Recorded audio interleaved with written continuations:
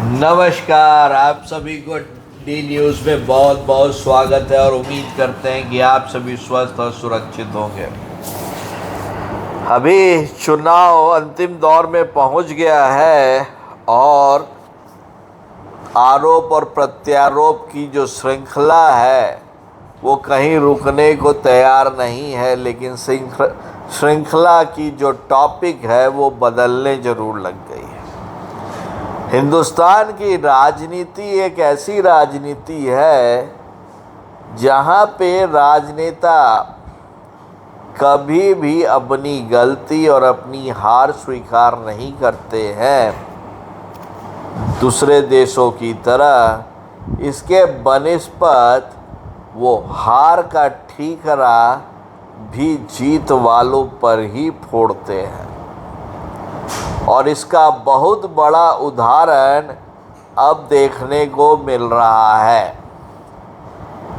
जब जीत होती है तो सब कुछ अच्छा लगता है, जब हार का इंडिकेशन होता है तो नेतागण भी हार की बुनियाद तैयार करने लगते हैं, जिससे कि उनको उनकी जनता उनके समर्थक के सामने सर न झुकाना पड़े। बोल देंगे कि धर हम थोड़ी जो हारे हैं, ये तो एकरा चलते हो गया, वो तो उकरा चलते हो गया, वो तो बेईमानी कर लिया, हम तो जीत गए थे एकदम 2 लाख वोट से। ये होता है। तो इसमें अभी छठे चरण के चुनाव में ममता बनर्जी का ये कहना कि बीजेपी धांधली कर रही है कुछ बूथों पे, ये किसी भी हालत में पचने वाली बात नहीं है।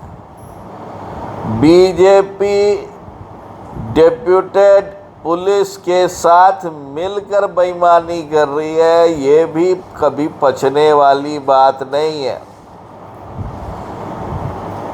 ये भी पचने वाली बात नहीं है कि आम आदमी पार्टी ये बोल रही है कि बीजेपी कुछ गड़बड़ की है, सब कुछ फेयर नहीं है।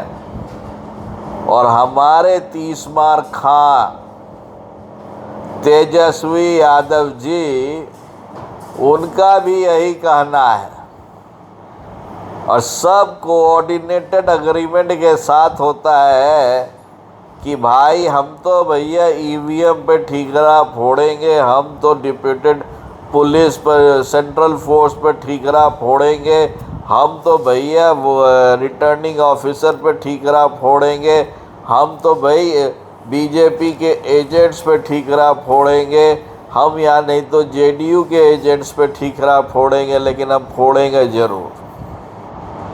पर सच्चाई की बात यह है भाइयों और बहनों कि इस बार इलेक्शन में गुड़गांव, फरीदाबाद ये सब जगह घूमने पर दिखा कि कांग्रेस का जो सपोर्ट पंडाल था ना, उसमें आदमी ढूंढने से नहीं मिल रहा था और एजेंट सब इस गर्मी में सिर्फ इंतज़ार कर रहे थे कि वोटिंग कब ख़त्म हो।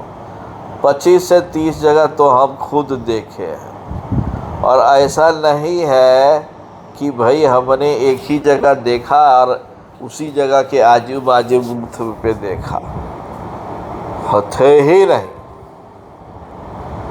तो समझिए यहाँ पे तो हालत ये है और उसी तरह की हालतें दूसरे जगह भी से भी आई है। और ये छठे चरण के चुनाव में ये तीनों पार्टियों को एहसास हो चुका है कि भाई केजरीवाल की जो हवा है, जो अंडर करंट हवा है, लहर है दिल्ली में, सब हवाई है। ममता बनर्जी को पता चल चुका है कि भाई वो लोकल चुनाव में, असेंबली चुनाव में बहुत पावरफुल नेता है और सेंटर के लिए भी पावरफुल नेता थीं, लेकिन अपने कर्मों से, अपने नेताओं के कर्मों से और जिस तरह से उन्होंने एक पर्टिकुलर कम्युनिटी को सपोर्ट करने के लिए एक जो अपने बयानों के चलते उन्होंने अपने पूरे इलाके में तुष्टीकरण कर दिया है। और तीसरा जो हमारे तेजस्वी यादव है, वो तो जातीय समीकरण पर भरोसा करके इलेक्शन लड़ रहे हैं, बल्कि वो कोई नॉलेज सेंटर बेस्ड इलेक्शन नहीं लड़ रहे हैं।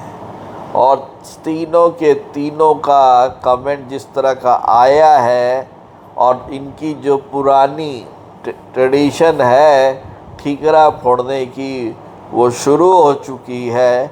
और बहुत ही जल्दी अब आप देखेंगे कि ये सभी के सभी गुट बना के अब राष्ट्रपति से इलेक्शन के बाद मिलेंगे कि भैया बीजेपी ने बेईमानी की है। देखिएगा, यदि आपको ये वीडियो में लगता है कि सब्सटेंस है तो ज़रूर इस वीडियो को लाइक कीजिए, शेयर कीजिए और सब्सक्राइब कीजिए।